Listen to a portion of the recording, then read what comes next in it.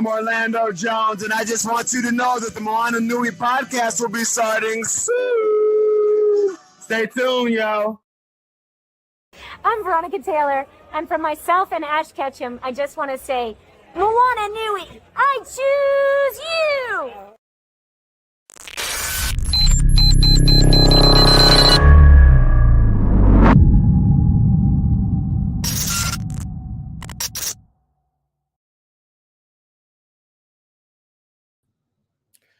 Good evening and welcome to our monthly series of Moana Nui Presents Geek Speak on Sports. Before we get started, I do want to remind our watchers, whether you're watching this live or later on recording, you can scan the QR code in the bottom corner of the screen. You can still send help and relief to those affected by the wildfires in Maui. The devastation there is still a thing of major concern, and those folks out there do greatly still need assistance. So if you are in the giving mood, please scan that QR code. It'll take you to links to where you can donate or help out accordingly. With that, we will begin with my additional panelists for tonight. Furious, how are you doing, sir? I am doing quite well. Want to make sure you get a Black Sox jersey. Love it. I got to get some stuff for the Negro Leagues myself. I am lacking. I've got a few jerseys. Back before my dad passed away, he actually worked with a gentleman who played in the Negro Leagues.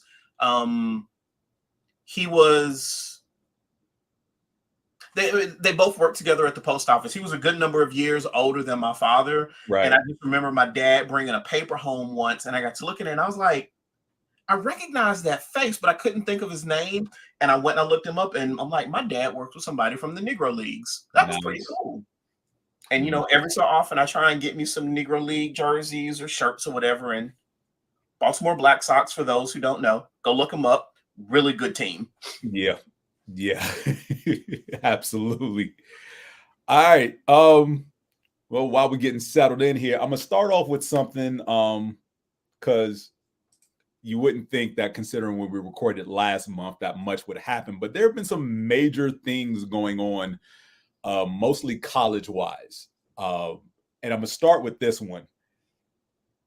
Michigan football and their head coach, John Harbaugh, and his staff and the AD.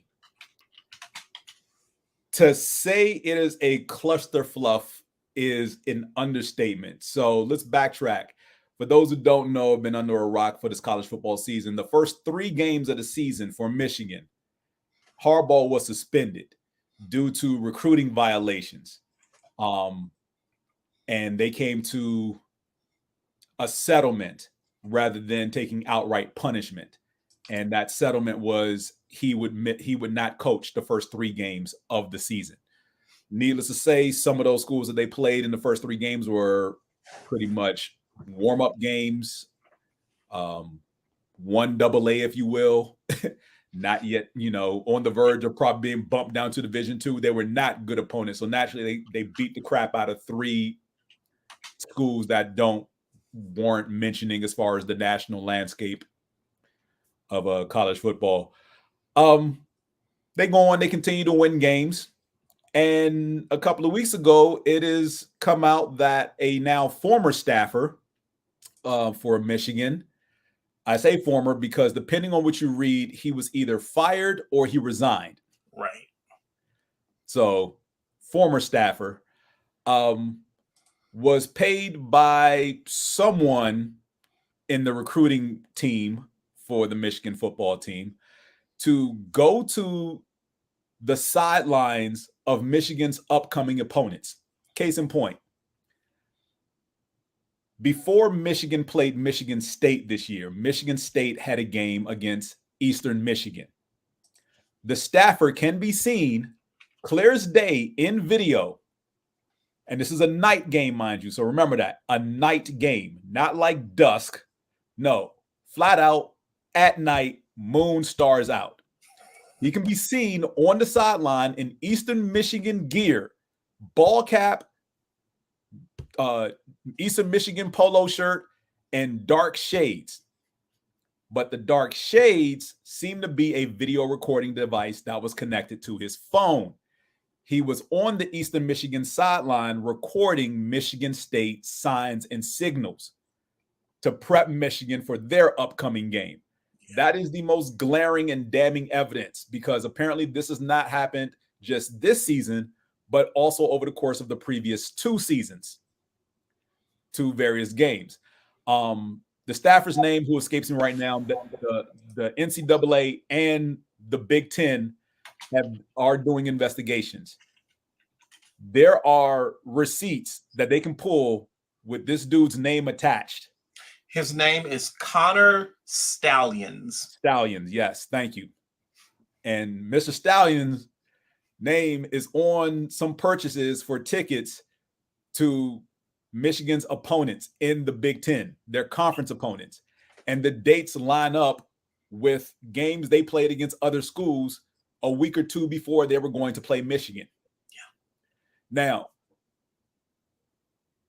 every former college football player who is a current analyst on any network, whether it's Fox, NBC, ESPN, whatever have you, have all said sign stealing is a thing, but typically it's done during the course of the game when someone's looking over there.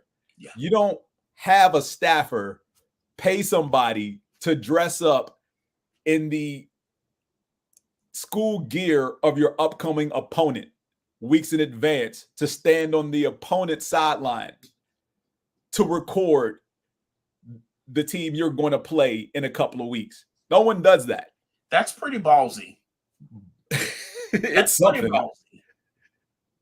So the NCAA naturally is investigating, but of course, no decision is going to be made this season. Michigan is currently undefeated and ranked in the top 3.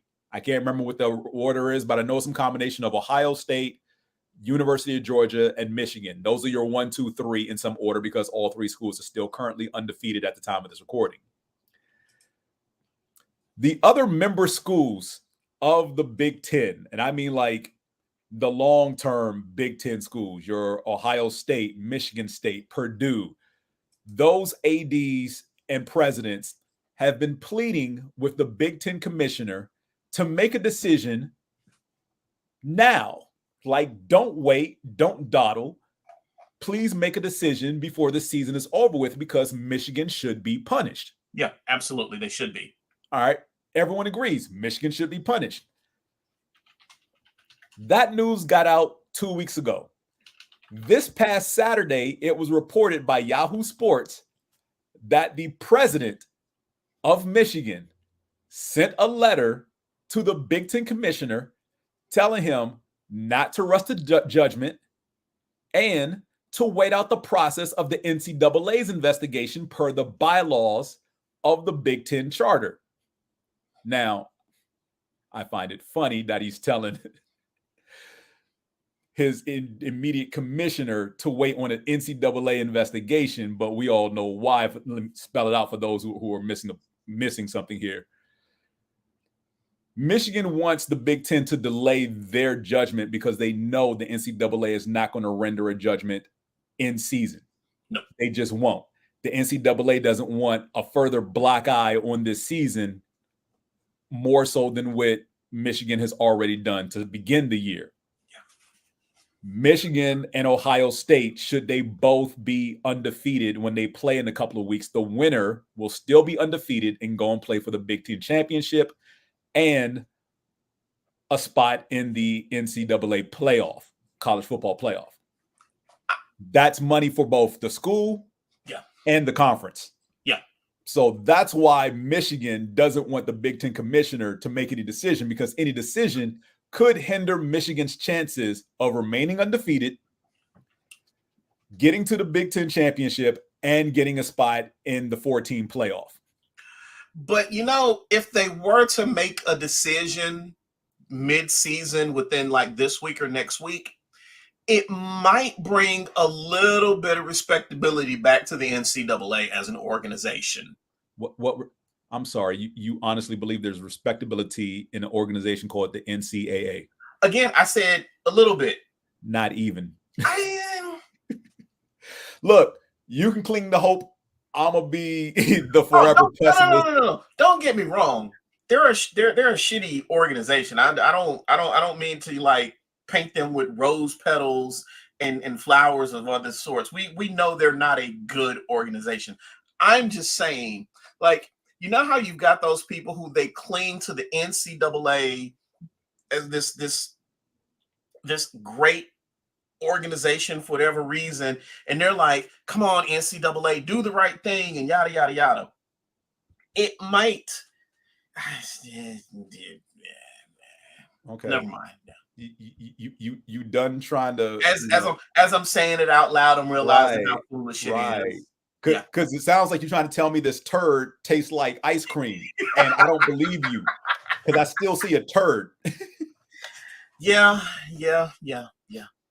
Okay. You done trying to play devil's advocate? Yeah, I'm good. Okay, because remember, this is the same NCAA that when the women's tournament has been going on forever, how they treated them versus how they treated the men's basketball team. The same NCAA that basically wanted to fine, suspend players and coaches in basketball, both men and women, because a kid who was hungry after their designated mealtime couldn't have a snack. Yeah. You know, the same NCAA that when the Supreme Court said that you can no longer make money off a college student's name, image, or likeness who plays a sport, tried to rail against them and say, no, this will ruin the institution. The institution has been ruined since day one. The players have been getting paid. You just picked and choose who you went after. Right. So let's not get it twisted. The NCAA is a shitty organization through and through. There is no. You get no disagreement from me in that regard at all. No. So I will never cape for the NCAA as an organization or governing body of anything of the sort. Yeah. Their job is to make money for the Power 5 conferences, mostly in basketball and football, because those are the big drivers of revenue. What is it that the thing said? They're a wealthy organization that employs rich people to tell middle-class people to blame the poor for all their problems? Absolutely. Abso-freaking-lutely. To go even further, not only has the Michigan president sent a letter, 11 lawmakers in the state of Michigan, state officials, have also petitioned. I shouldn't say petition. They have warned/urged the Big Ten commissioner to not make a decision until the end of the NCAA's investigation, saying that they will wholeheartedly back the school against any judgment that comes forward. And you have to ask yourself, are they Michigan alums? Of course they are. Or are they just people who stand to further line their coffers when Michigan does well? If not both. Yes. The answer to all of the above is yes. 11 lawmakers. Now, I don't know how many people sit on the state of Michigan Senate or House, but 11 people tells me, all Michigan alum. Yep. All of them signing their names to a letter to tell the commissioner of the conference that your school resides in to don't do anything rash. Hold off on making your decision. Respect the NCAA's process. Really, we're going to respect the NCAA's. It's funny how we got to respect the NCAA's process when the duration or its length is going to benefit your wrongdoing. Yeah. But yeah, look, we know this all boils down to race in and of itself, because I bring to you the example of SMU. And for those who don't know, SMU, Southern Methodist University, is a school that still exists. However, once upon a time, some 40 odd years ago, 1983, if you will, they were a powerhouse in football. Before we got the terms of Power 5 conferences and the rise of the SEC and Big 10, Big 12 on the map, SMU used to mollywop teams religiously. And they had a backfield called the Pony Express, helmed by Eric Dickerson, Hall of Famer Eric Dickerson, who went on to play for the Rams and some other teams in the NFL. And I can't remember his running mate. But these dudes used to destroy teams because this is back in the day when teams actually ran the football. Yeah.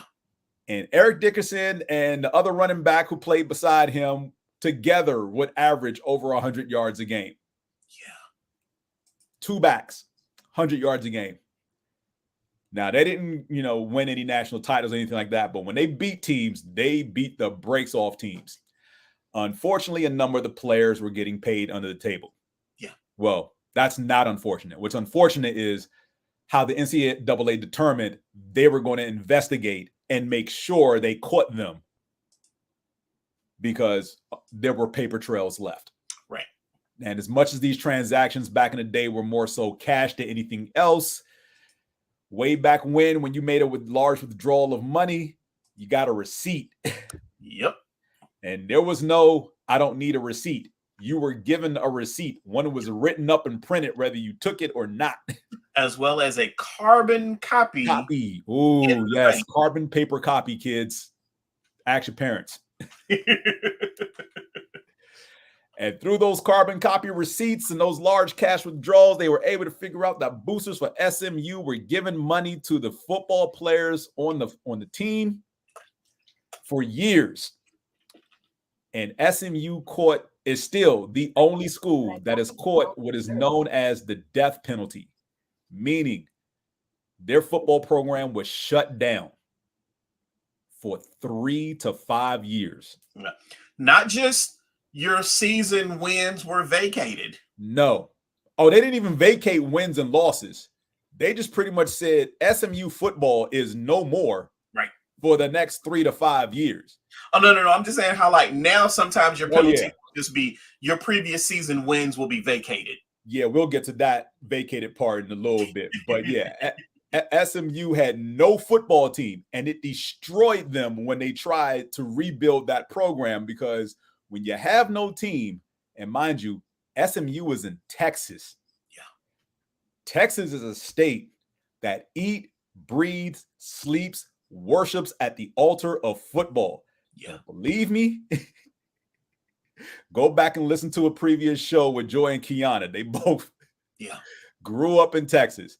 They will tell you football is a religion. And if you're at Texas University and you don't have football, you don't exist to most people. And that's what happened to SMU. All them kids that SMU could have had over that span of 3 to 5 years who went to other schools in the state, Texas Tech, University of Texas, Baylor, whatever have you, they just spread out, and that program never rebounded because nobody wants to go to a school that doesn't have a program or is trying to restart a program. So it took them a while to build themselves back up. And by a while, I mean like damn near 30 years. Because they're just now over the last several years getting recognition again as being a viable football program. Now, next season, they'll be in the ACC, but they are a far cry from what they once were. That still just baffles my mind that a Texas school will be in the ACC. Yeah. Well, it's happening. I know. I know. But that is what's going on with Michigan. I mean, it's almost laughable in a way because you have people at the top of Michigan. It's basically like you're a kid who got caught with your hands in a cookie jar. Yep.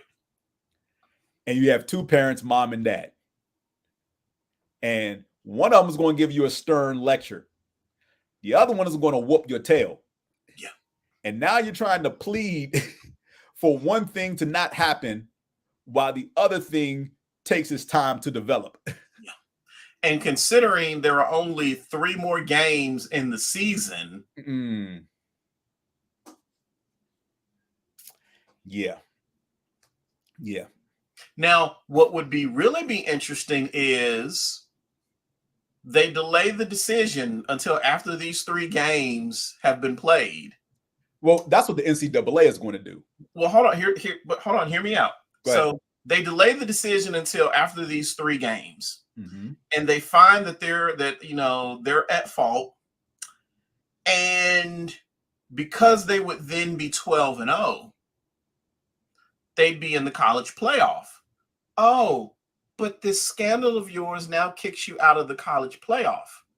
That, to me, would be a much more interesting story than if they were to make a decision right now. Because by the time the season is over and it's been determined who's going to be in the college playoff, the chaos that would ensue as they try to figure out who's going to replace Michigan would just be fun to watch.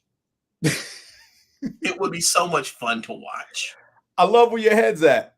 I don't know if it plays out that way, though. I like it. I do. And this is why, here's the final piece of news on this that I just saw a few minutes before we went live. The Big Ten commissioner is set to make a decision tomorrow on Thursday.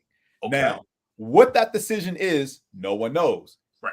But there is some announcement coming there is an expected announcement coming from the Big Ten commissioner on Thursday, November 9th. No one knows if that's going to be him delaying the investigation, rendering a decision on said investigation, or imposing any sanctions on Michigan. Now, he could institute a suspension of some sort. Michigan will obviously appeal. The lawmakers in Michigan will back Michigan and say this is crazy, hubris, he's overstepping his authority, he doesn't da-da-da-da. The NCAA can't, look, as much as I don't care about the NCAA, the one thing they do know how to do is spin damage and sweep things under the rug. Yeah.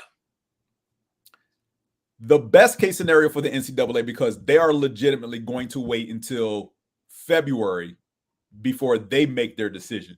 They're not making a decision before the championship game, unless Michigan somehow either loses a game before they get to Ohio State, making that game, almost dire need. They have to beat Ohio State to get in. 2, they lose to Ohio State, which then kicks them out of the Big Ten championship game altogether. Yeah. If both teams arrive undefeated. Their remaining games are at Penn State, at Maryland, and then home versus Ohio State. Yeah. So the slam dunk there is Maryland. I love the Terps. They're outmatched in this conference because they already got mollywopped by Ohio State 2 weeks ago. Yeah. And Penn State likes to show up for the first half of big matchups and disappear in the second. See Ohio State last week when they lost to them. Yeah, because Penn State is currently 10th. Yeah. So Michigan's going undefeated, probably, most likely. If they beat Penn State, they're going into the Ohio State matchup undefeated. Right. So the third option is they lose before they get to Ohio State. They lose to Ohio State. Or if they get to the Big Ten championship, they lose the Big Ten championship.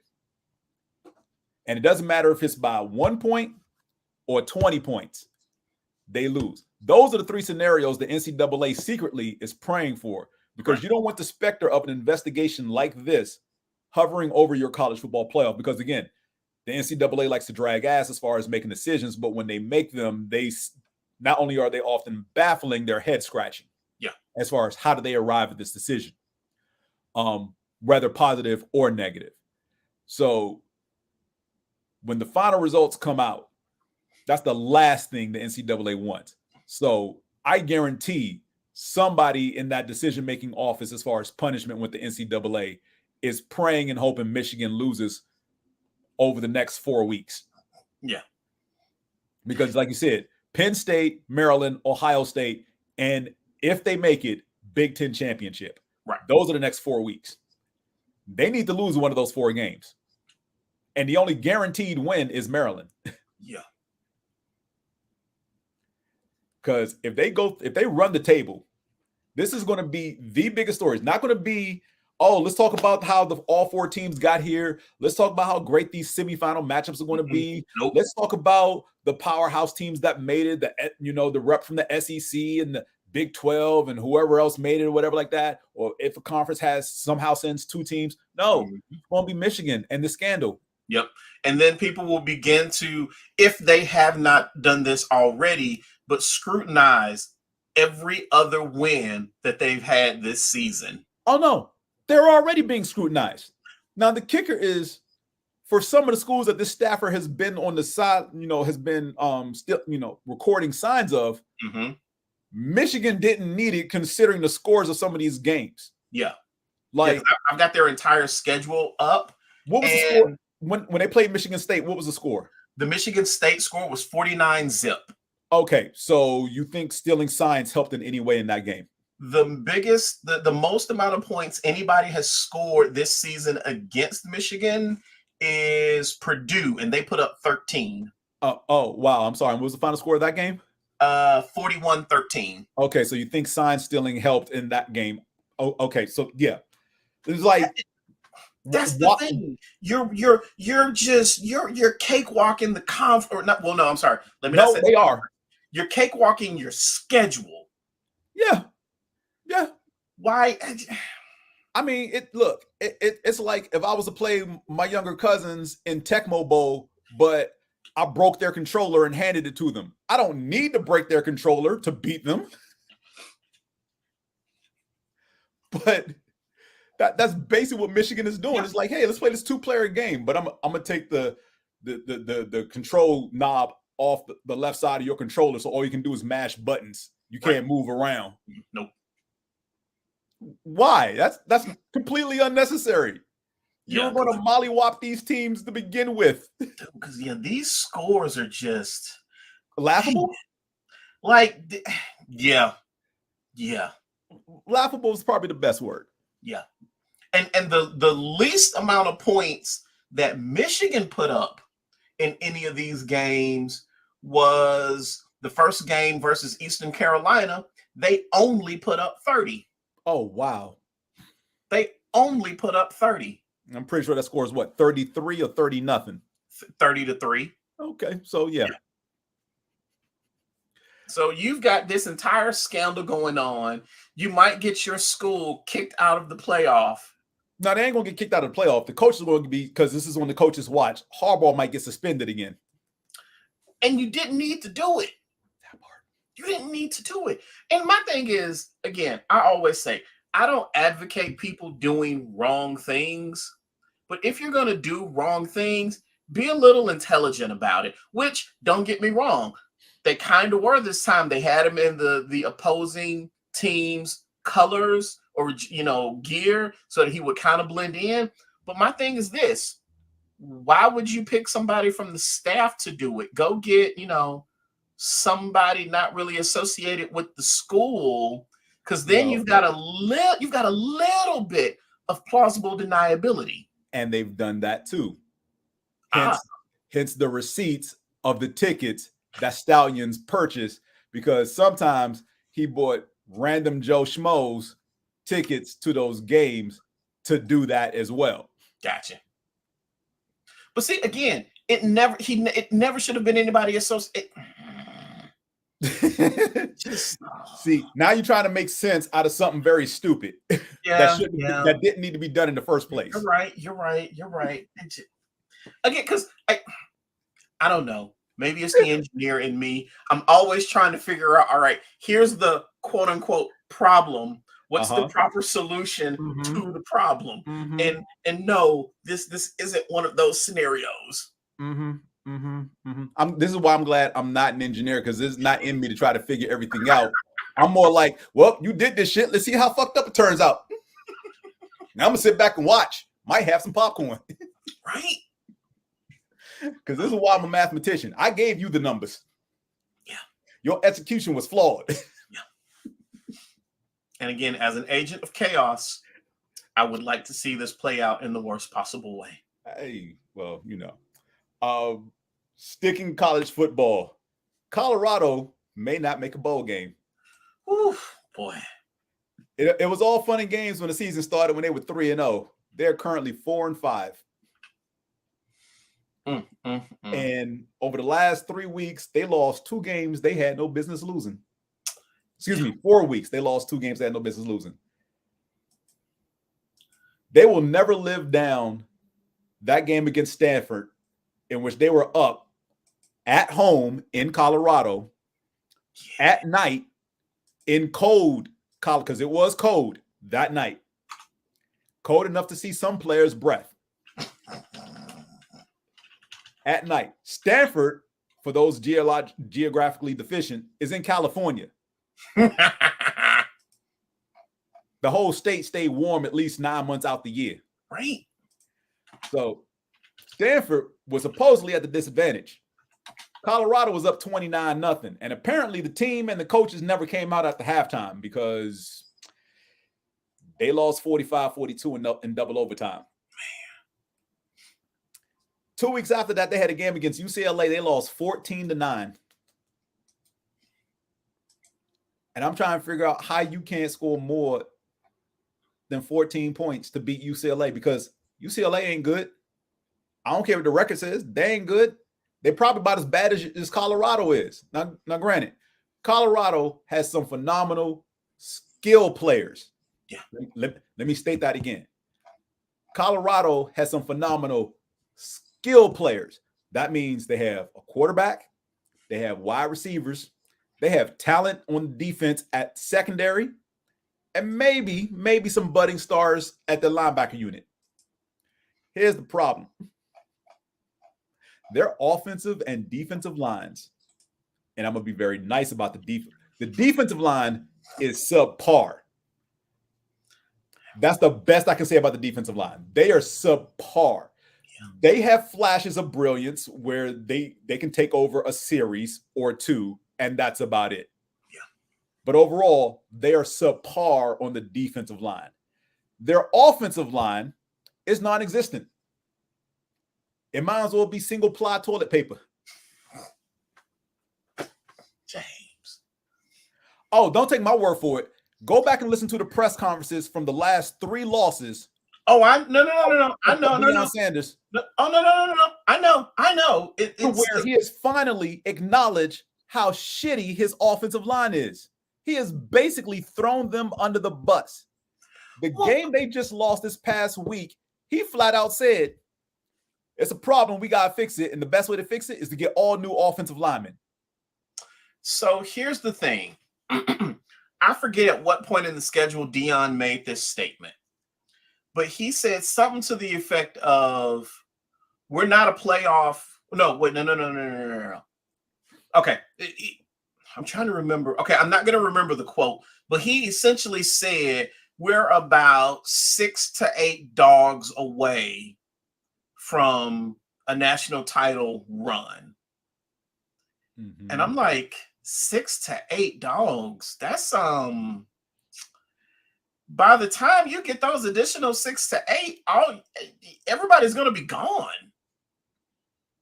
Like, you're not gonna get, granted, you're Deion, you're Hall of Famer. A lot of people are gonna want to come play for you. But those 6 to 8 players you're trying to get that are going to be dogs that might make a national title run, you're going to end up back in the same position, except this time maybe you'll have an amazing offensive line and nothing else. And that is the problem with recruitment, because if you're constantly recruiting a group to pair with the group that's on its way out, right, it's going to be an endless cycle. But look, the defensive line is the defensive line. Yeah. I say leave them alone for the most part. Granted, I don't know what the coordinators call in scheme-wise sometimes, but that's neither here nor there. Yeah. The offense can be fixed by coaching, and I don't mean coach up the offensive line. No, I mean give them dudes some help. Yeah. Because, and this is where the offensive coordinator needs to be fired.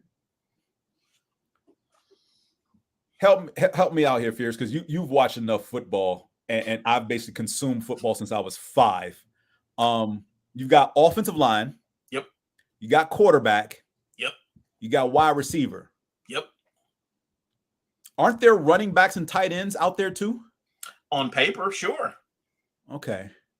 So I don't understand, because this is what happens on a pro level. And I'm pretty sure you've seen your team do this from time to time, because I know I've seen my team do this on a pro level. If the defense is constantly getting pressure with the 4-man or 5-man rush, doesn't sometimes your team keep a tight end in to chip the defensive end who's abusing whatever tackle's getting abused? Don't some plays have the running back check for an extra free rusher before they run a route? You would think, but I have this thing burned into the back of my memory about a certain quarterback telling a certain running back, watch that blitz, and then that particular running back just blew right past the blitz, and something really, really bad happened. I wasn't going to bring that up, but I know what you're talking about. I'm just saying. Yeah, he did tell him block that dude, and he still went the opposite way of that dude he pointed out. So yes, usually you would expect that tight end or that running back to pick up that extra defender coming at your quarterback, but for some strange reason, it doesn't always happen. And look, and I can't figure out why, because now, granted, I never played football on the college level. High school is the highest level of competitive football I ever played. Same. And if we did something that stupid, we got the hell chewed out of us and our asses planted squarely on the bench. No questions asked. You missed an assignment and you were told. Now, this falls squarely on Deion, because you can't look. Ripping the players post game after every loss is only going to do so much to motivate them, and then to do it in public in front of the cameras, which I understand, because you're trying to light a fire under them. But at the same time, you as the head coach should be pulling your OC aside to say, can you quit it with the 4 and 5 receiver routes, everybody going out in a pattern? But see, so here's the thing. And what this has taught me is I should have waited until the end of his first season before I said anything, because way back when Deion's name was thrown in the mix of him being the coach at Jackson, I said to myself, what has Deion done to warrant him being a head coach? I hoped I was wrong. I hoped he would come in and do a good job. And he did. He did a phenomenal job at Jackson. I think they only lost a total of 6 games while he was there in the 3 years. We have to also look at the competition that they played against. Well, now you're in D1 football. And I may have said it on this Jackson podcast. Is still D1. I know I have said it in public. I was wrong about Deion. The man looks like he knows what he's doing. I'm starting to question that statement. Adjustments are a fine part of football, and right now it doesn't look like they're making any adjustments whatsoever, because if the people watching the games can see it, and if you pay attention, listen to the commentators, and they're pointing it out, you can't, as a head coach, be so dug into this is how we do things, this is how we run. It's a simple thing. No, but James, think about what head coach we're talking about. I understand, but I'm just saying, in normal circumstances, and I get this circumstance is anything but normal, but in normal circumstances, 9 out of 10 coaches see their 5 offensive linemen getting whooped by 4 and sometimes 3 defensive linemen, because everybody else is dropping in coverage, because there's no reason to send a blitz, because we know this offensive line can't block to save their life. Right. Hell, if you put one person down and drop 10, Shedeur Sanders would still be running for his life. That's sad. That's so sad. And it's true, and you know it. It is, but it's sad. And I'm surprised more teams haven't done that. Just go out there with, 5 defensive backs, 4 linebackers, and maybe 2 defensive linemen. And just let those dudes just rock, paper, scissors for whoever goes out there, put their hand in the dirt, and let 2 people rush against 5, and it was still sack Shedeur Sanders. Because this dude has literally, from the time he gets the ball from center to when he can look up to throw the ball, somebody is in his face breathing down his neck. You mean kind of like the Falcons when we had Vic? No. Because sometimes your offensive line actually picked up 4-man pressure. Sometimes they did. Vic was young and inexperienced, and he just was like, I don't feel comfortable in the pocket, so I'm going to run. Story for another time. But you're absolutely right. That line can't block, and everybody knows it. Everybody knows it. Everybody knows it. So why doesn't he know it? Have you not been paying attention to Prime? Once he's made a decision, good or bad, he sticks with. Let's be real about it. Must be the money. So who thought that was a good idea? Him and MC Hammer.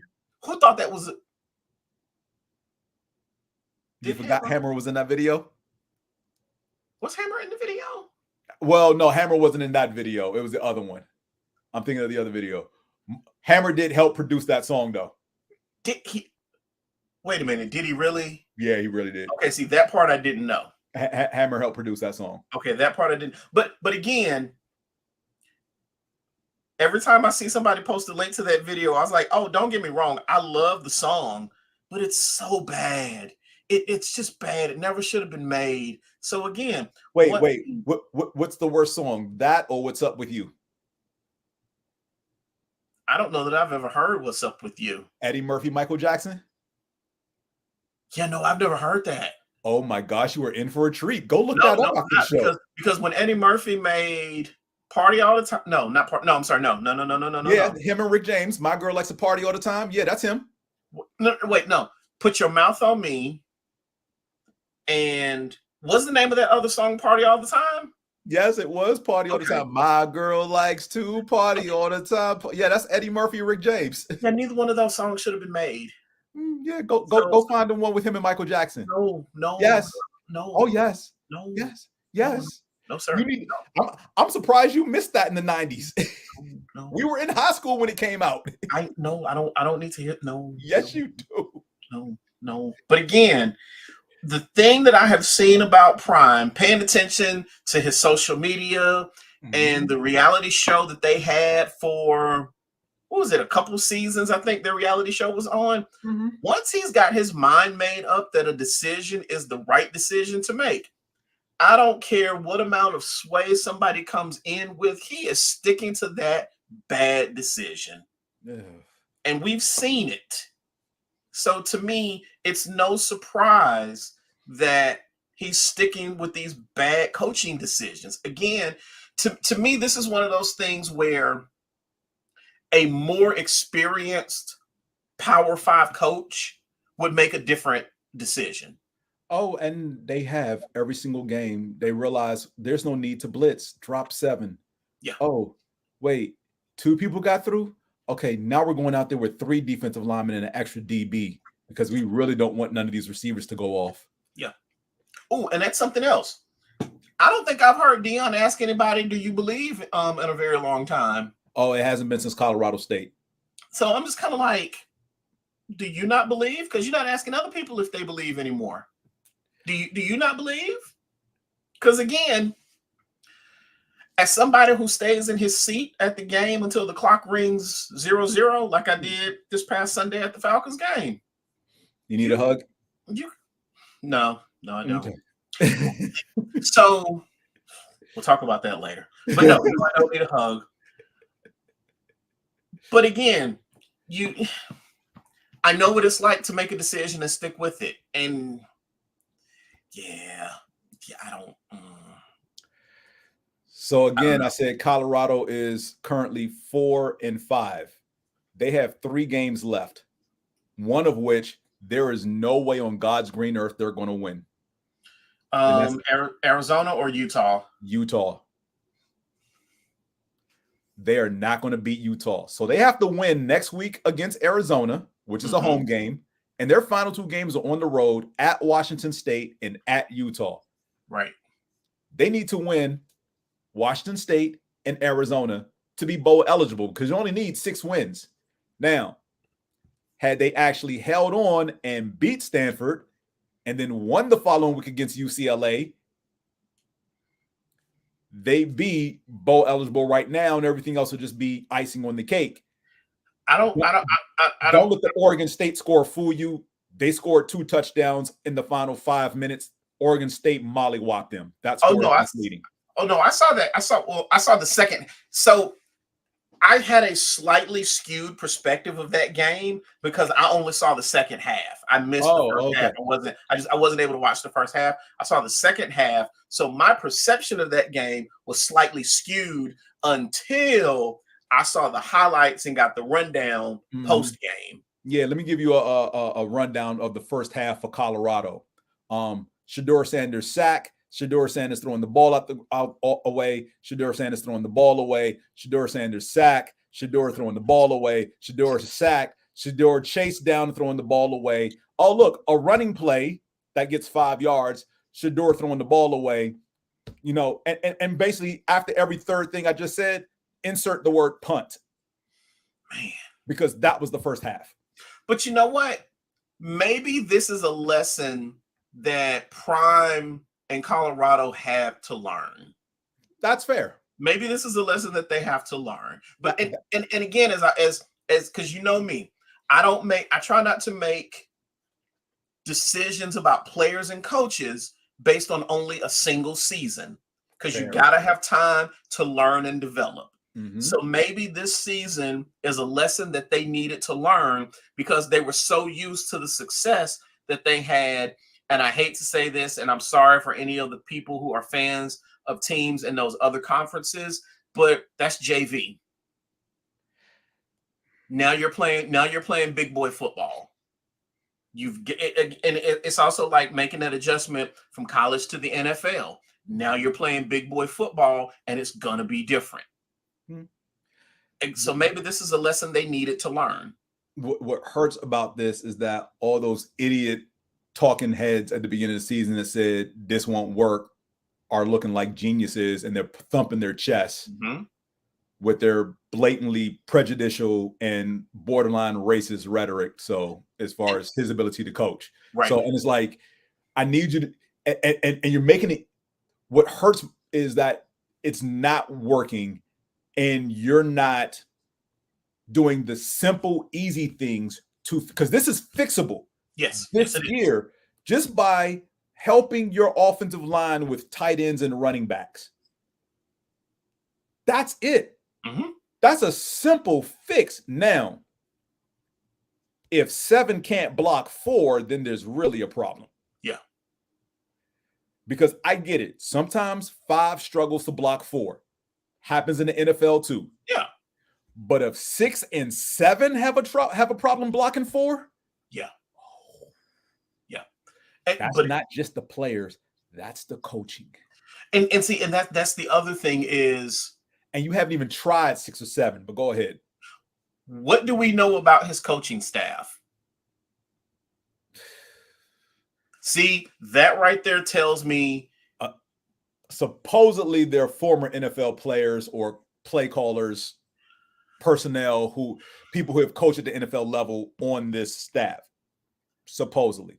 I'm not sure if I believe that. I can't believe that if this is what we're getting, because let's put it this way. If your offensive coordinator actually worked at the NFL level at some point in his career, he'll never go back after this, because and this is not uncommon. Typically when new coaches get hired, they will occasionally pull an OC from the college ranks to start out as the quarterback's coach before they become the OC at the pro level, or some other position coach before they transition to quarterback's coach and then OC. That is not uncommon. Right. But if this current Colorado OC had any NFL experience, I don't care if he was a position coach, a coordinator, offensive assistant, whatever title you want to put out there outside of head coach, because we know he wasn't a head coach, we would know this. Right. But whatever title he had on a pro level, he will never have it again, because this season has shown he does not know how to make adjustments. Nope. And adjustments doesn't mean, oh, well, I'll taper back calling the intermediate routes to everything being within 5 to 7 yards as opposed to 7 to 15 yards because my quarterback doesn't have time. I'll just shorten the routes. No, because now defenses are just playing cover 2 and sitting there waiting on the 5 to 7 yard route. Right. So I pray for Colorado this week against Arizona. I'm not holding my breath. I'm just not. Again, I wholeheartedly say maybe this is the lesson they needed to learn. Maybe because what are they, 4 and 5? 4 and 5. Realistically, they'll probably go 5 and 7. You think they're going to win another game? I would give them the benefit of the doubt of winning one of these next 3 upcoming games. Mm-hmm. And that's going to hurt more. I'm just saying because it's going to hurt more because you'd rather, if you only have 5 wins and you know you're 1 win away from being bowl eligible, the first thing you do is you look back at the schedule. We should have won this game. We should have won this game. How did we lose this game? We should have won that game. Maybe that needs to happen. Maybe that's what needs to happen to light a fire under somebody's ass, is for them to go 5 and 7. I'd rather they go 4 and 8. I don't know. To me, I'm sure either way the lesson will be learned, but to me, it's like when if you get an F on an assignment and you legitimately earned an F versus you got an F due to the curve. Those are 2 slightly different scenarios, and one hurts a little bit more than the other. Yeah. So again, maybe this is what they need. Maybe they need to not be bowl eligible. Maybe Deion needed to be, and I hate to say this because I really hate saying this about Black men in particular. I hate saying this, but perhaps he needed this humbling experience. You assume this experience is going to humble him. That's a very good point. There's no way for us to know that it will or it won't. But I have known Deion to be, various things: braggadocious, thankful, gracious, respectful. Humble's not one of those words I've ever associated with Deion Sanders. True, but when has he ever been handed something? When has he ever, had to deal with something of this magnitude? Because he's even that when we know of. Even when he played for the Falcons, he would always have a stellar season, even when the Falcons didn't. And then when he left the Falcons and went to Dallas, he had good runs with Dallas. And I don't remember how he was with the 49ers. They won the Super Bowl his one and only year in Frisco. And then he went to Dallas, and Dallas won the Super Bowl. That's right. Sorry. Yeah. So he's used to a certain level of success. Mm-hmm. How I say, you can't just, one season is like, this is your rookie season. You come back after your rookie season, you don't make the same mistakes you made as a rookie, and you improve. Mm-hmm. So I'm just, come on, maybe next year is their bowl game year. I don't know. You got anything else you want to talk about before we move to basketball? Let's see what's going on else with the NFL. Well, we're going to get to the NFL after basketball. I just want to. Oh, sorry. No. Yeah, go ahead. So basketball, or as I like to call it, Wemby Watch and the NBA franchises, because that's basically what this NBA season is. It is Victor Wembanyama and what he did tonight, and the other 20 some odd teams in the NBA. I don't know, James, because I think about this whole in-season tournament that they're debuting this season. Mm-hmm. I'm still not sure what the point of this in-season tournament is. You too? So I'm wondering, is it going to have the desired effect that the NBA wants it to have? I don't know. It better, because this looks like it's going to be one and done. Here's the kicker. This in-season tournament started on the 3rd of this month, and it's supposed to run until the 3rd of December or the 5th of December. Yeah, something like that. Basically the first weekend of December. Yeah. Do you even know when these in-season tournament games are even being played? They're being played on Tuesdays and Thursdays. Oh, okay. So you know the format of it as well? Yeah. Okay. Have you been following said in-season tournament? No. Oh, okay. So you don't even know who's winning currently, who's at the top of the standings for the 6 groups? No. Well. You know. Again, that's why I say because I was looking at it over the last couple of days, and I'm just kind of like, but some of that is intentional. I have intentionally not really been paying attention to it because I don't understand what its benefit is. Yeah, that it's supposed to build intrigue and more competition during the season because let's be real. Much like the NFL, the first month or so of the NBA, because they're being played in conjunction when the NFL is winding down towards the playoffs, is an extension of preseason. Fair. And players are still trying to get their bodies right, and coaches are trying to figure out which lineups work while trying to maintain player health through an 82-game schedule. Yep. So players really, as much as they say every game, every night matters, bullshit. If you believe that, you wouldn't rest. Speaking of rest,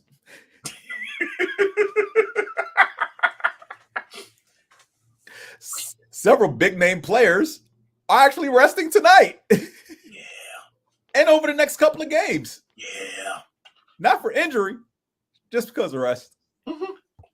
So, start keeping a running tally because postseason awards and accolades are going bye-bye. And these players they need to start lifting weights again. They don't even care. So players really don't care till about January. Yeah. Because then they start, trying to find their rhythm and their true flow, whatever, right into the All-Star break. And then they come out the All-Star break, and the teams that are pretty much the top 4 in each conference really start putting pedal to the metal. Like, all right, we may be if we're currently sitting 1 in the conference, we need to maintain. So we need to kick it up a notch. Yeah. Everybody else 2 through 4 is how do we gain ground to 1, maintain home court advantage in the first round, and try to get as close to the 1 seed as possible, if not overtake them.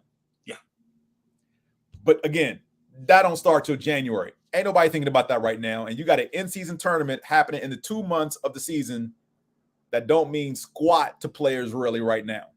Right.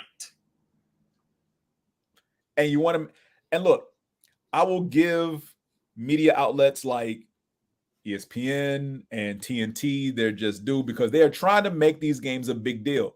But I don't care if the basketball team I support is currently 4-3, 3-4, 2-5, 3-6, 4-5, whatever have you.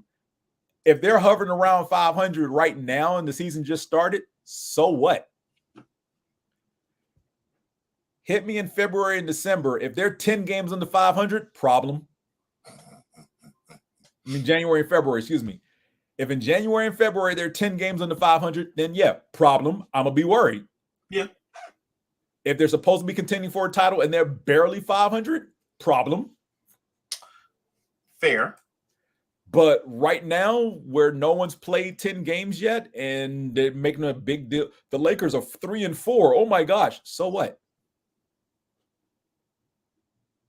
The season literally just started. No one knows what the hell they're doing. Let's be real. No one knows what the hell they're doing. I mean, the team I support's over 500. They're 5-4, aren't they? They're 4-3. Okay, same thing. It's over 500. So, well, again, like I said, so what? Let's put it this way. Do you truly care now, outside of the fact that they're over 500, about their outcome long-term for the rest of the season today? No. Or do you care more about the Falcons trying to win a game sometime soon? Right, the latter. Okay, then. So, like I said, this tournament, look, the NBA, for as long as I can remember, has always struggled to gain a foothold as far as national notoriety in November and December, because you're competing with the NFL, triggering your brain like if the playoffs started today, basically for the last 8 weeks of the season. Yeah. But the question I ask is it even possible No. for basketball to be more important than football right now? No. Like, what would it take for that to happen? The football to not exist. Even if there was no NFL, there's still college football out there. Are you serious? It's true. There is still college football. Football in general still outweighs basketball. Look, I am all for basketball getting its just due. Unfortunately, the first 2 months of your season overlaps with the last 2 months of the NFL and college season. No one cares. And those the only people who care are basketball fans who don't like football. I don't know a lot of those people. Oddly, I don't either. Yeah. And I don't mean they like basketball more than they like football.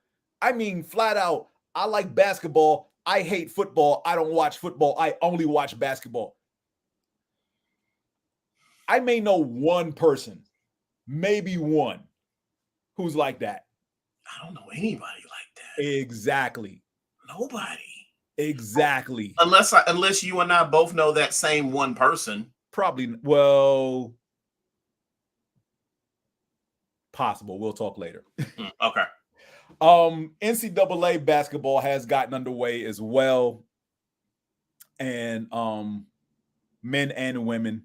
Unfortunately, the defending national champions for the women, the LSU Lady Tigers, got beat by 20 opening night of all teams, Colorado. Whew.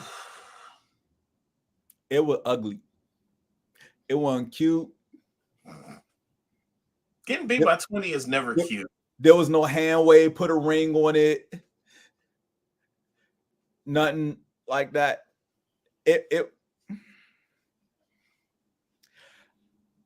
I hope they realize just because you won last season don't mean everybody gonna lay down this season. Right. It's a whole new season. Do you happen to know, and I could go look it up, but I'm wondering if you might know off the top of your head how many players they lost to the draft, or did they lose any to the draft? I don't think they lost anybody to the WNBA. Okay. Good. At least I don't think. If they did, maybe one or two. Okay. But as far as their star players, not that I'm aware of. Okay. Good. Which makes it even worse that they pretty much just walked up and down the court and got lumped by 20. It makes me wonder if whether or not they took full advantage of their preseason, or if they were just genuinely outplayed. Yes.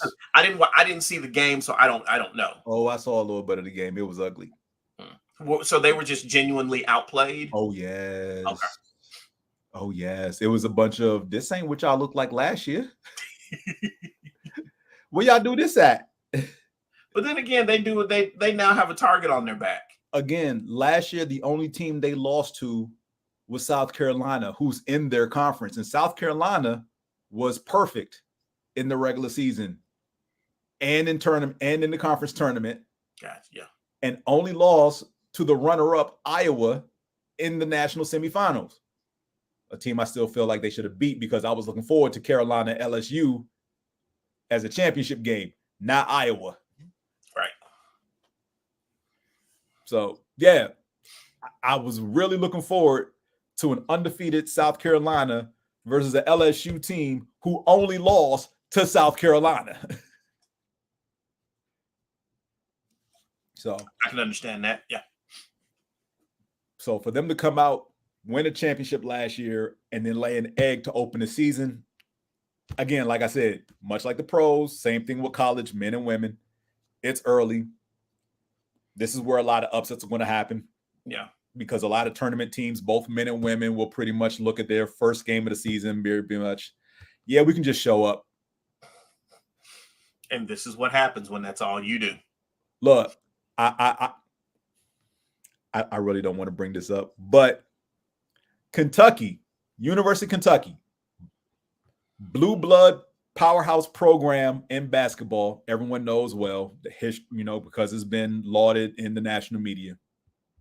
Several years ago, gave money to Morehouse College for them to come to Kentucky and play a basketball game.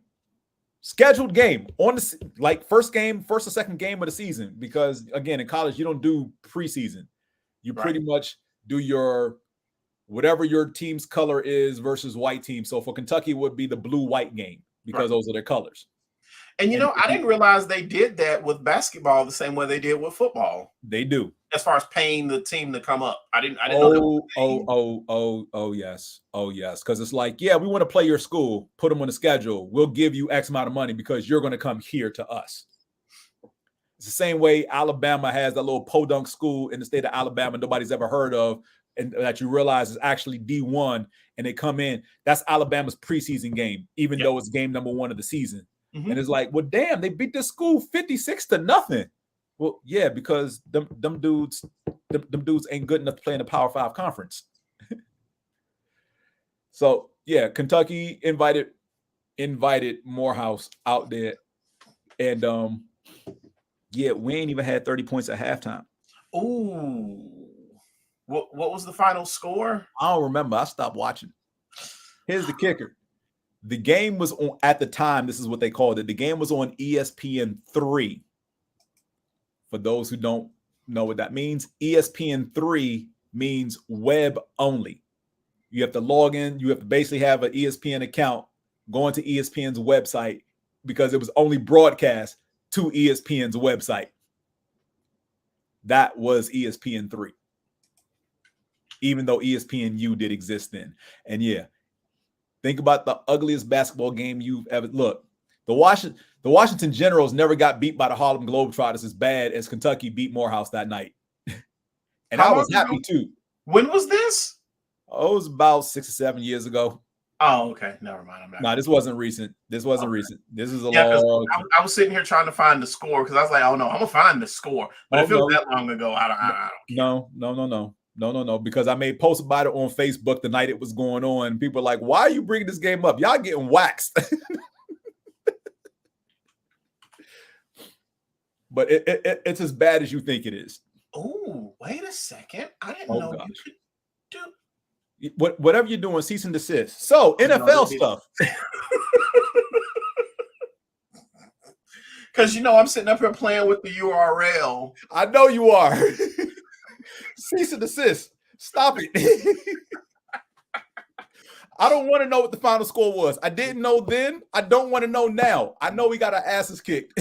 Okay, fine. I'll stop playing with the URL. I wouldn't be surprised if Kentucky scored 200 points that night. I didn't say I wouldn't Google it. I just said I'd quit playing with the URL. Because I'm fairly certain the water boy got some run. Oh my God. Are you done, sir? Oh goodness.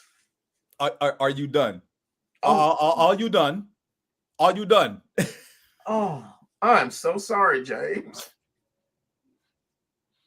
Oh wow. Okay, yeah, I'm not going. Yeah, I'm sorry. I feel like quoting M'Baku by saying you are not allowed to speak here. It's like that skit with Kevin Hart and Don Cheadle. Oh Lord. You know the one I'm talking about? Yeah, I know. Damn. So I'm 45. Damn. I'm sorry. I'm sorry. Really? Was that necessary? Why? I just said damn. No, it's not what you said. It's the way you said it. I'm sorry. Ooh, okay. So can you clear your screen of that nonsense? Yes, I am clearing my screen of this nonsense. All right, good. So NFL, what you got to say? I'll give you first crack.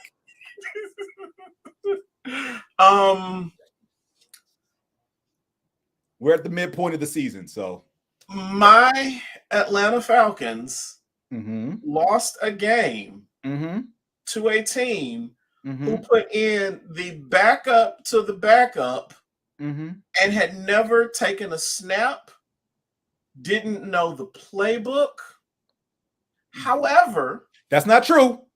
That's not true. He knew the playbook, and you're missing one key thing about Josh Dobbs. But I'll let you finish. But he knew the playbook. He knew Arizona's playbook. He learned Minnesota's playbook Friday night. One thing I will say about watching him play.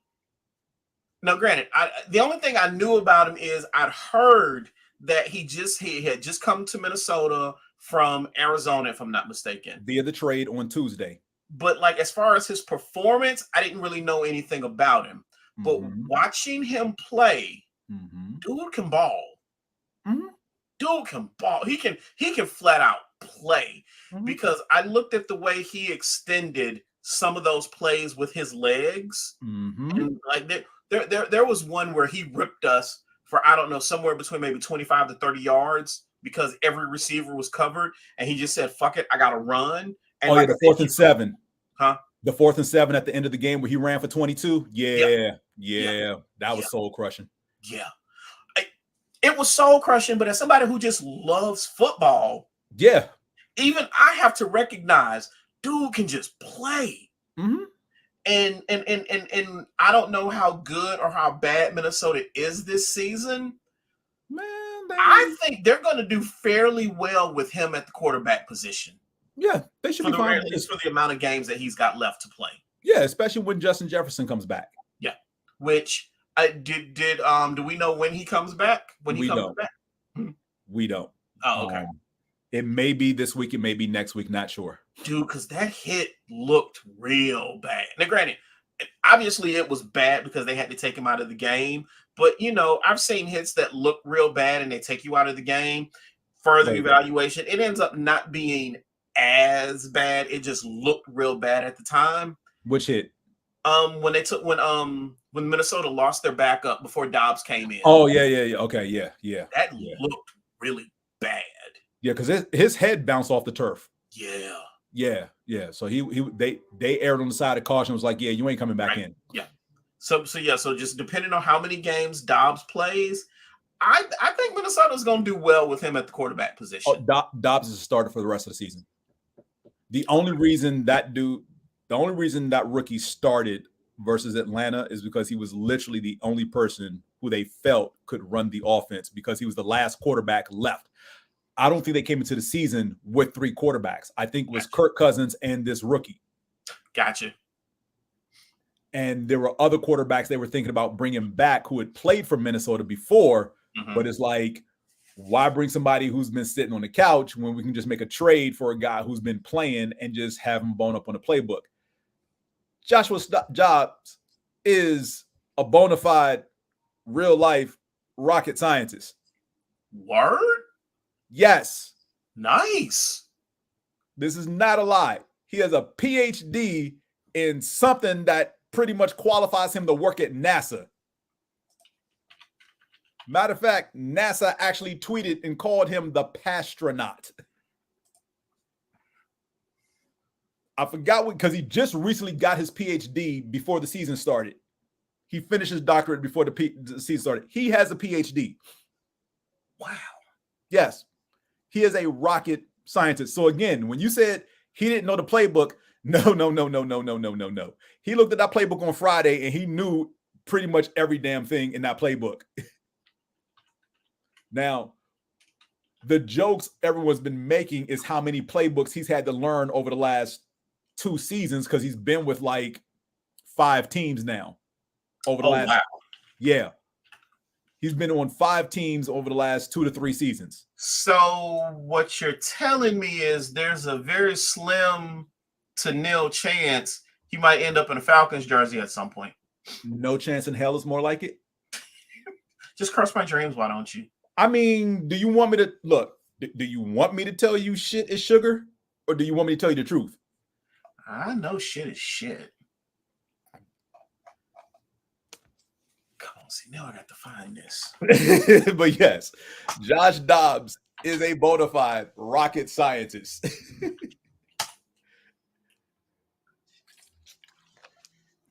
And it's funny because I've watched several Arizona games. University of Tennessee, aerospace engineering, 4.0. Good God. Well, there you have it, ladies and gentlemen. Respect. So okay. So I can't put any knocks on this cat at all. And like I said, I've watched him play at Arizona. Like I've watched every single game he played for with Arizona this season. Luckily, because they didn't play the same time as Philadelphia. Right. So when he can play quarterback. Yeah.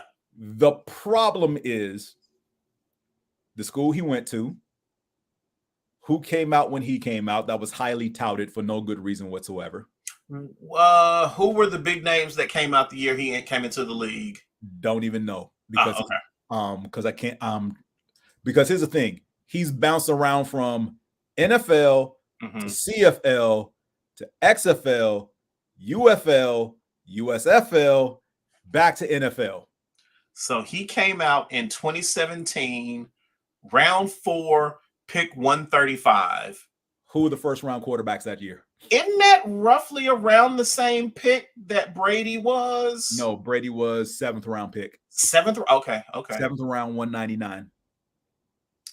And you said 17? No, he was 2017. I'm looking for it now. Oh, 2017. The first pick that year was Jared Goff. Second pick was Carson Wentz. Okay, yeah. So again, that tells you about that quarterback class. 4th round that year also was Dak Prescott. Wait, no. Wait, was that not 17's draft? No, 2017 draft, first selection was Myles Garrett.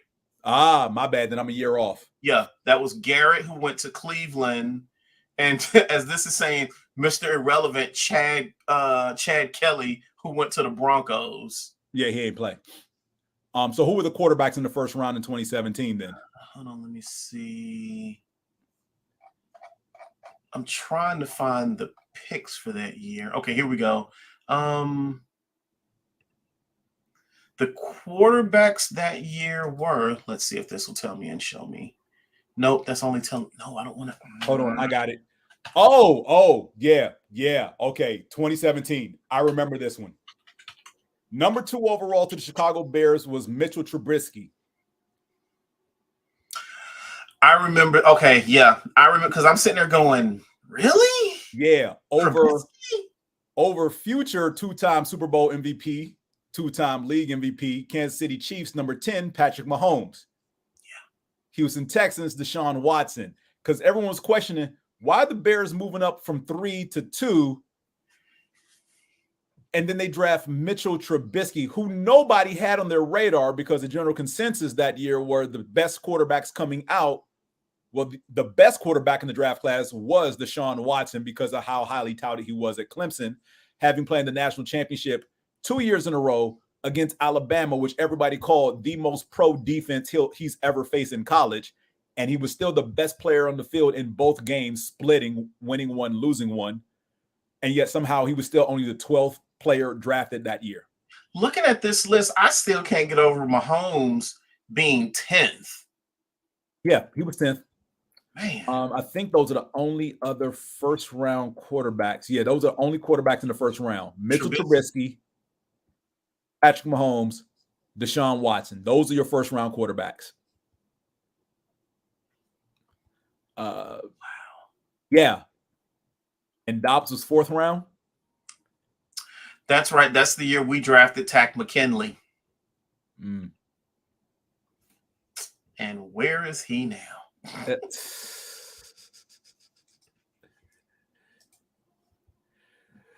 So let's see here. Other quarterbacks. I'm trying to remember where the other quarterbacks were because I'm not mistaken. I feel like Dak was in this draft as well.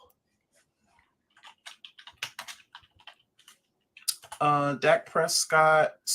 Davis Webb was 3rd round to the Giants. CJ Beathard was 3rd round to the Niners. Dobbs was drafted by Pittsburgh. Nathan Peterman. That Nathan Peterman who threw 5 picks for Buffalo that I would never forgive the Bills for. No, Prescott was the year before in 2016. Okay. Nathan Peterman, Brad Kaya to Detroit, and then, like you said, Chad Kelly to the Denver Broncos. Chad Kelly, I believe, is the nephew of Jim Kelly. Probably. Sounds about right. So, that was that year as far as quarterbacks. So, again, after Watson and Mahomes, no one's really checking for quarterbacks because that was your class. Yeah. And you can see, because Trubisky is still the backup in Pittsburgh now, because Chicago kicked him to the curb. Man. It bees that way. Oh, I know. It's it bees that I've got some friends that are big Bears fans, and we have all agreed the New Year's Day game is going to be a sad, sad day for football. Why? Y'all playing the Bears that day? Yep. I'm sorry. Yep. That's going to be a sad, sad day for football. Is New Year's Day. I thought tomorrow night was going to be a sad, sad day for football because the Thursday night game this week is Bears and Panthers. Ooh. Right. Again, as my tag says, I'm can't lose on the bye week. I'm sitting here and I was like, I haven't kept up with Arizona, so I don't know what our chances are this weekend because we're playing in Arizona. You should win because the dude Arizona's playing is a rookie. Let's start there. Sorry, my fault. The dude they played last week was a rookie because he was the only person left healthy enough to play who knew the playbook after they traded Josh Dobbs. Gotcha. However, you all will be the preseason game, if you will, for one Kyler Murray because he is activated to play this week. Whether he starts or not won't be determined until tomorrow or Friday.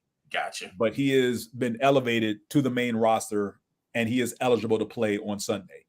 I mean, truth be told, I like our chances because I get why Smith benched Ritter and put Heineke in because he's been the head coach now for 3 years and hasn't done much of anything with the team. I mean, he's got to save his job and do something. Right. But to me, you got to give, even though this isn't a rookie season for Ritter, to me, it kind of feels like it because, again, he only played 4 games last season. That's fair. And to me, this would have been his first full season if you'd have let him play it out. But again, you're number 3, you're on year number 3 of your coaching job. You got to win some games. And unfortunately, that will come at the expense of Ritter's development. Unfortunately, yeah. Yeah. But I do like what I saw. I like the change that I saw with the team once they put Heineke in. Because the offense started moving, they started scoring, and the current state of the Atlanta Falcons, this is not a team, in my opinion, that's going to be led to the playoffs by a rookie quarterback. At the same time, that rookie quarterback has got to get his feet wet. He's got to get snaps. He's got to get reps. And if this was Arthur Smith's first year on his contract, maybe he lets Ritter play out the entire season. I don't know. But because it's year number 3, he knows people are talking about him. But see, here's the thing. I didn't understand last year being year 2 for him and y'all drafted Ritter. Why you even went after Mariota? Because he was comfortable with Arthur Smith and his play style or coaching style, I should say. That's fine, but you have a rookie who's supposed to be the future of the franchise. I agree. There's no reason Mariota should have won the starting job. That's fair. That is very fair, especially as the amount of energy that Ritter had when they were first interviewing him. I mean, he was so hyped. You would have thought he wanted to come to the Falcons. I mean, and don't get me wrong, I get it. It's your rookie season. Everybody is probably going to be hyped about the team that they get drafted to. But you would have thought the Falcons were his number 1 team to go play for, as excited as he appeared to be. Mm-hmm. And to me, you gotta grab that excitement and do something with it. And they didn't. They put him on the bench behind Mariota.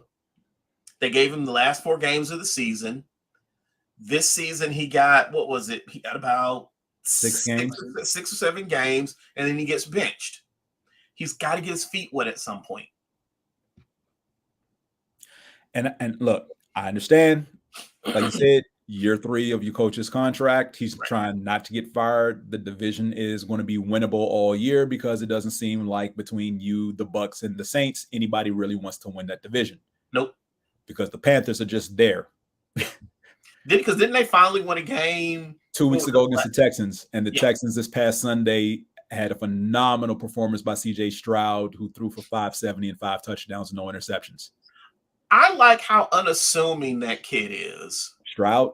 Yeah. Oh, he is a freaking monster. I watched that game, and at the end, I'm like, I don't care what any rookie does for the rest of the season. Just give him Offensive Rookie of the Year now, and honorable mention to Puka Nacua. But just give CJ Stroud, because here's the numbers on CJ Stroud. The number 1 is very significant because that's how many interceptions he's thrown this season. Yeah. Remember, he's a rookie. Yeah. They are, I believe, 5-4. Are the Texans? The Texans, I think you are correct. Let me see. Where is Nope, 4-4. Excuse me, 4-4. They're 4-4. They got the Bengals on Sunday. All right. And this is a rookie quarterback who has 14 touchdowns, 1 interception, just under 2,300 yards passing, a QBR of 60, and I believe he's completing close to 60% of his passes. Yeah. Rookies don't do that at that position.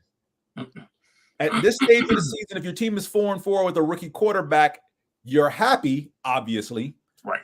But his stats aren't 14-1 touchdowns to interceptions. Yeah. They're just not. But his are, and it's like, wow. He came out of Ohio State. Okay. And that's the other thing that is perplexing, because he is shattering the history of former Ohio State prospects who have been, this is going to be the best quarterback coming out, and every single one of his predecessors who's gone to the NFL has pretty much crapped their pants. And I get it. The rookie season is not necessarily your best season. It's something to build off of. But none of those former Ohio State quarterbacks who've come out of that school have done anything worth mentioning, because guess what? You can't name one. Nope. That's how bad it is. The only other player I can name that came out of Ohio State is Michael Jenkins. Wait, was it Michael Jenkins? He played wide receiver for the Falcons. I'm pretty sure he came out of Ohio State. I think he did. Yeah. But yeah, I'm not talking about other positions, because there are other positions that come out of Ohio State that make noise. Specifically quarterback. No, you're absolutely right. Yeah, you're absolutely right. Because the only other quarterback I know of that came out of Ohio State is currently a commentator for Amazon and ESPN, and his name is Kirk Herbstreit. Wow. And Kirk Herbstreit came out in the late 80s, early 90s. I have not heard that name in forever. And like I said, he does play-by-play color commentary for Amazon Prime Football, whatever Saturday game ESPN sends him to, and he does the Saturday pregame show for ESPN on college football game day. That's what he does. That's who Kirk Herbstreit is. And that is the only person I know of who's done anything as a former quarterback from Ohio State, because I don't even remember him making it like his pro career. Yeah. Because I know he got drafted. I just don't remember his pro career, if he ever had one. Before we get out of here, because they make it so easy. They make it so easy. Who, Dallas? Yes, they make it so easy. Why did I know that's who you were laughing at? They make it so damn easy. So, Stephen A. Smith. Oh, God.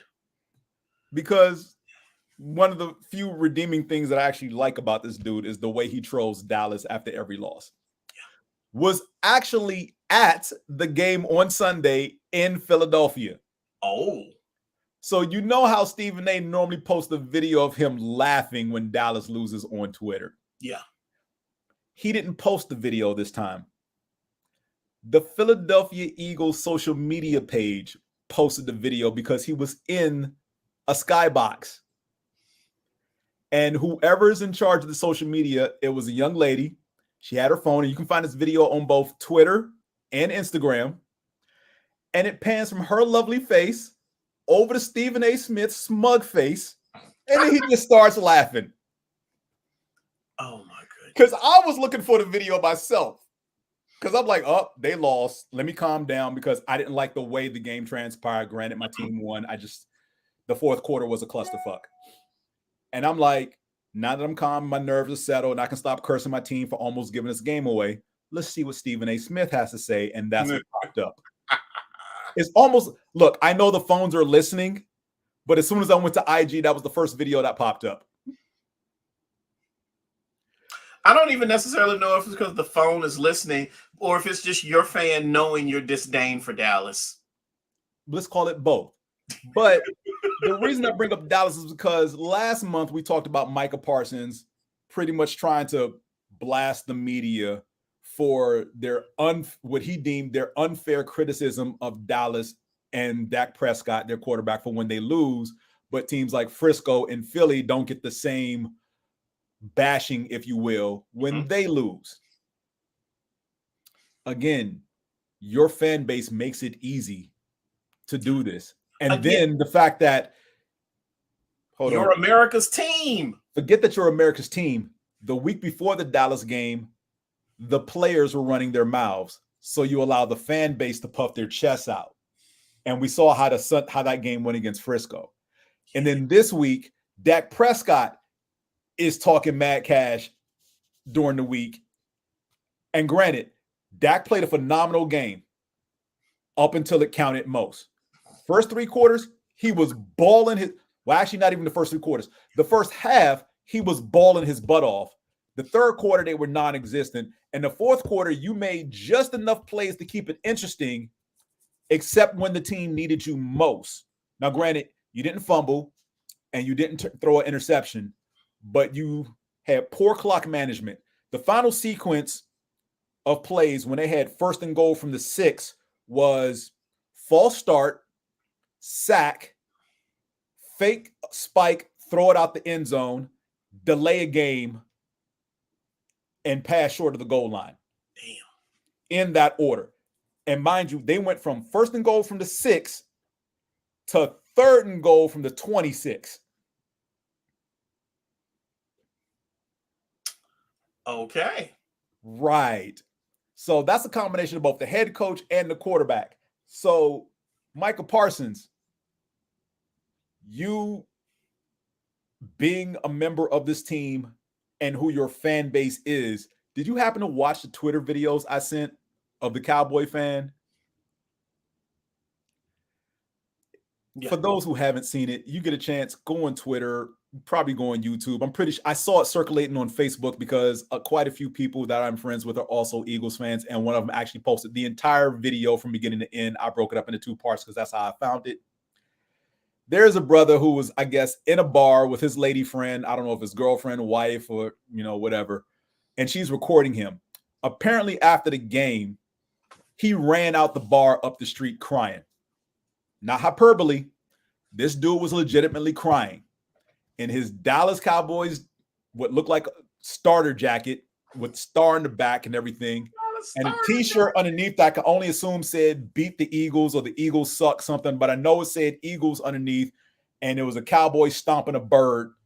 So I know it had something to do with the fact of, some hate for the Eagles, which is fair. He's a Cowboys fan. And his lady friend is recording him from, rolling down the street because he's now walking after he had ran out the bar.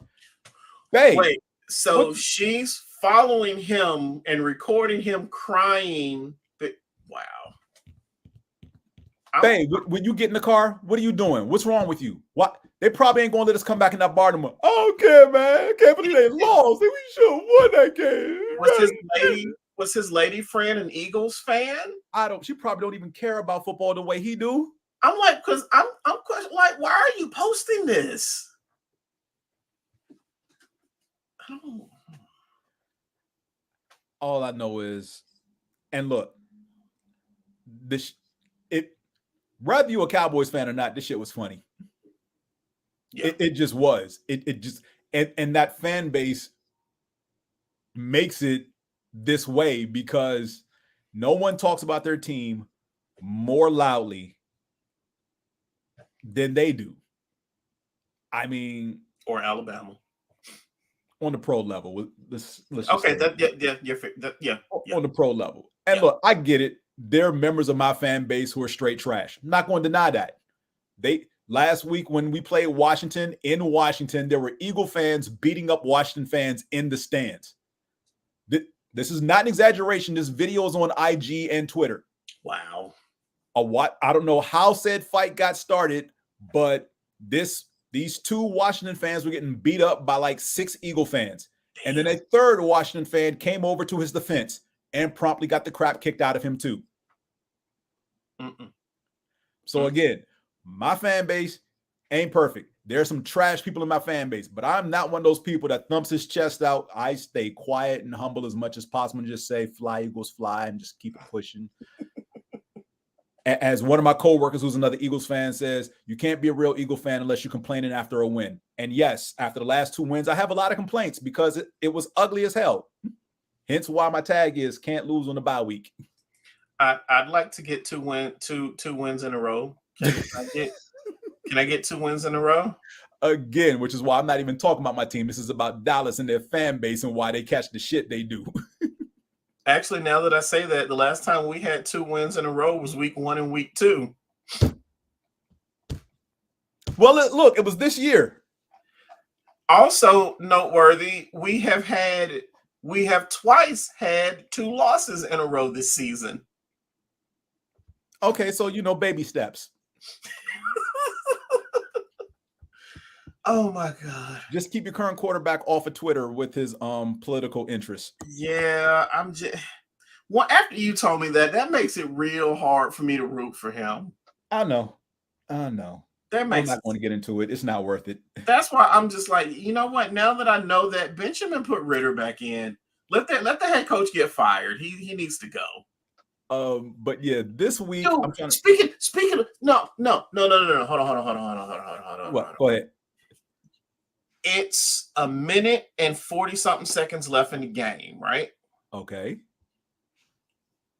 We're in the red zone, but Minnesota has the ball. Okay. As Arthur Smith, why would you call a timeout? Oh, yeah, I don't give them a chance to figure out what they want to do. But if you got the wrong defensive personnel on the field or you need the defense to set up something proper to stop him, you might want to talk about what you want to call here. Now, granted, from your perspective, I get it. This is a dude who Minnesota just Amazon Primed in on Tuesday. Right. Why are you giving him extra time? Stop. Dude, Josh Dobbs. This is true story, folks. If you listen to the post-game conference, this is not hyperbole, not a lie. Josh Dobbs did not know the names of his teammates. Nope. At all. None of them. The offensive line had to learn his cadence 30 seconds before he went in. There is video footage of him taking snaps from the center with the other offensive linemen standing around listening to how he calls cadence to snap the ball. When I saw that, I'm sitting there going, what the hell? How did we lose that? We should have won that game. Yes, you should have. You should have won that game with the simple fact that a rookie started and then a dude who literally got Amazon Primed in this week. But I mean, he does have a PhD in aerospace. Does have a PhD. There is that. He is a legit rocket scientist. He is a legit rocket guy. Now, as far as Cowboy fans, look, you deservedly caught hell this week, justifiably so, because of your team's performance and the fact that you all like to run your mouths, talking about we're going to kick Philly's butt in Philly, and we saw how that played out.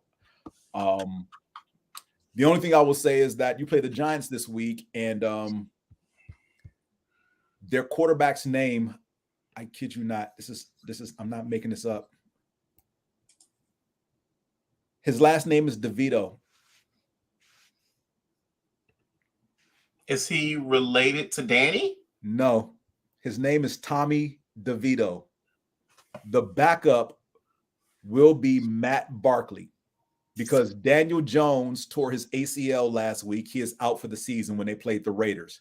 Ooh. The normal backup, Tyrod Taylor, who basically got the win when the Giants played Washington, bruised his ribs, or at least injured his ribs in that game against Washington. As a precaution, he was taken to a hospital before that game ended. He was kept overnight for observation. He is still on IR with those bruised and injured ribs. Wow. So as I mentioned in our Slack channel, you should really jump back in there sometimes for the comedy. It's hilarious because Kevin, the Cowboys fan in that group, has been very quiet since Sunday. And our Giants fan, who's pretty much the most chatty, when he said that the veto was getting the starting nod, I said, so 50-0 at halftime? Damn. And he responded, it should be, yes. Because between Dallas being pissed off due to this loss, and granted, look, I get it. It's a game you felt you should have won. Regardless of how it played out, I understand that. I feel bad for the Giants because the Giants don't look anything like the team that went 9-8 and made the playoffs last year, because they're not going to make the playoffs this year. No. So, but yeah, I definitely want to get that Dallas ribbing off because, again, your fan base makes it. It'd be one thing if the fan base literally just shut up for an entire week and not said anything.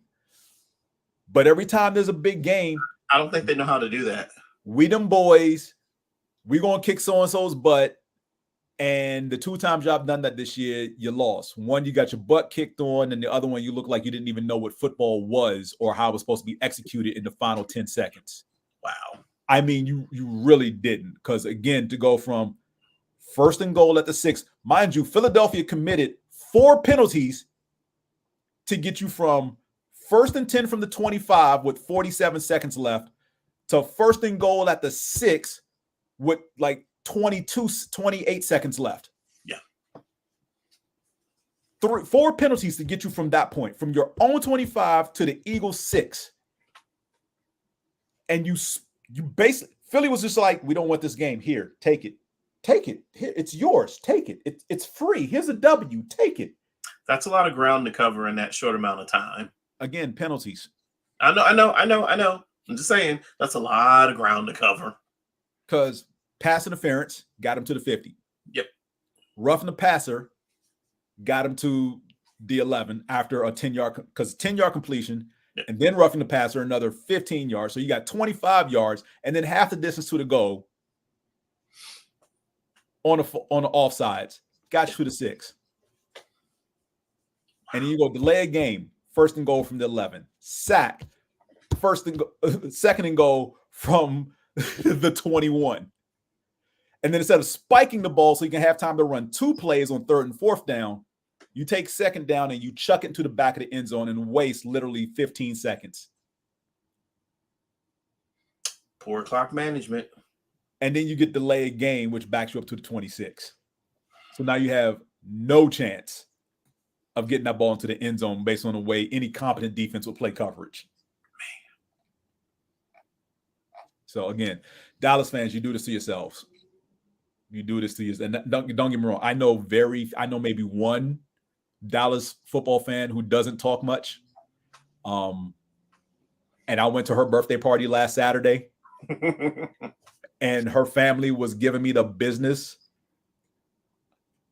Talking about, we don't even know how this Eagle fan got in here. Did you have something on to let them? Did you have some? What? No, she told her family that I'm an Eagles fan because, again, we work together, and through normal discussion, that's how we found out who each other roots for. Yeah. So they were giving me a little bit of the business, and fair. I didn't say much. It was like, hey, I'm just looking for a good game on Sunday. Hopefully the outcome is in our favor. That's pretty much it. Man, we better kick you. We got to win on Sunday. We got to kick y'all butts, man. I'm tired of the tush push, whatever it is. And Jalen got that knee, and we better get to him. And hopefully the refs. Yeah. Again, And she's the quiet one. This is her father, her brother, uncle, other people talking to me. Eagles fan in here. Oh my gosh. So yeah. Like I said, she's one of the few quiet Cowboy fans I know of. If that they is win, rarity. yay boys. If they lose, next time. So, any final words before we get out of here, sir? Let's just have some good games over the next couple days. Just good games, period. I don't know about tomorrow night, though. I already said what that game is. Fair. So, I mean, if outside of fan bases for the Bears and Panthers, everybody else should punt on tomorrow night. I mean, I kind of care about one of those teams losing. I don't necessarily care about the other winning, as long as that one loses. They're 1-7. Does that really affect you? Wow, seriously? I mean, it doesn't, but still, I want them to lose. They are 1-7. All right, and they'll be 1-8. Oh, Lord. Am I supposed to care about my division rival? Yes. Why? You should care. Okay. Care not the way you're thinking about it. Okay. But you should always know what they're up to. Okay. In this case, it doesn't matter because they're a non-factor. They're up to one win. You act like they're a half game out of first place. Dude, what if they were? What if our division was so bad they were a half game out of first place? I mean, don't get me wrong, because my division is pretty bad right now. It is the worst division in football, probably. It's pretty bad. It's competing for that. Yeah. I mean, this will be a division where the division champ could literally win only 9 games. Yes, that has been talked about and ballyhooed about pretty much, because no one seems to want to win this division when you have the chance to. And the Bears are on their backup quarterback, and the Panthers are starting the rookie. So. But yeah, so again, my final thoughts are just, I want to see good games over the next few days, be it basketball, be it football. I want good games. Fair. When I can catch Atlanta United playing, because I'm trying to learn more about soccer, so I try to watch United games when I can. I want good games. That's pretty much it. I want good games. I want more Falcons wins, but just good games in general. Yeah. That is fair. I will concur with that. Good games. You're not going to concur with the Falcons wins part? Like I said, good games. Good games. Sir, you know who I rep. You can rep more than one team? I can. I choose not to. Look, I want to see Dak Prescott succeed in the most exuberant ways possible, just not in that Dallas uniform. Fair. Yeah. Like, it was, look, once my team is done, I started rooting for a certain particular class of quarterback. You and me both. Patrick Mahomes, Lamar Jackson. Except for, that one down there. Except for that one down in the swamps. I root for those particular quarterbacks for the most obvious reason. I would like to root for Dak Prescott, but he wears a Dallas Cowboy uniform. So hell no. It's just like, I can't root for.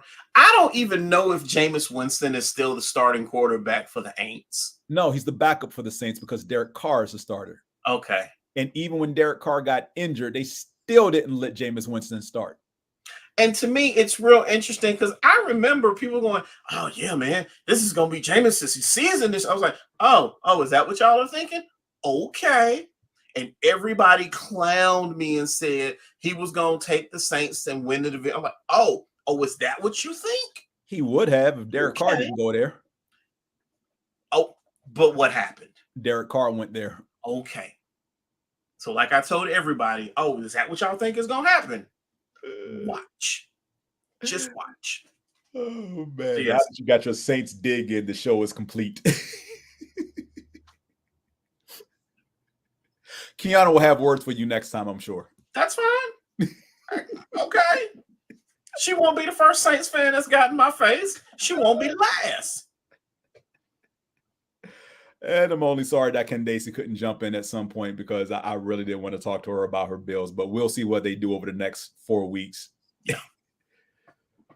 But all right, we're going to get out of here. For Furious, I'm James. Everyone have a lovely night, wonderful weekend. Enjoy your sports, whatever you're consuming, and we will see you next month.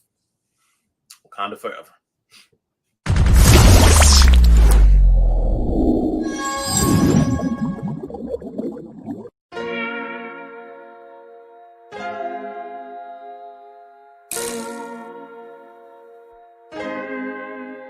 So many stories left to tell, even if we have to ourselves. Can't keep history on the shelf. If we won't tell it, we will. If this the land of the free, it was a freedom then. When they annexed Hawaii and called it Cedar Lands, without any type of payment and no signing off. Called themselves the Republic in 1894.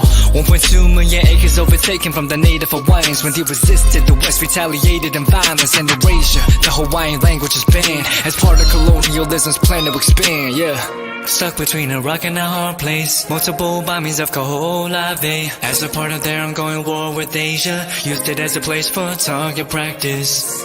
No consent or compensation. Colonizers call for annexation.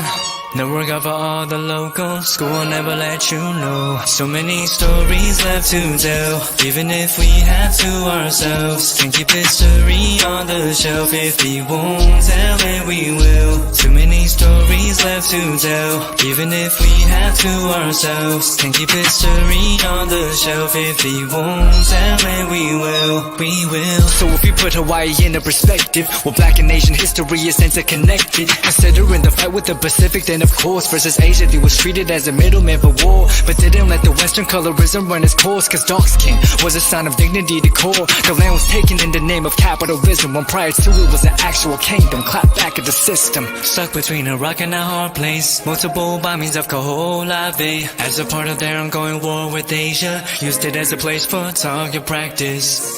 No consent or compensation. Colonizers call for annexation.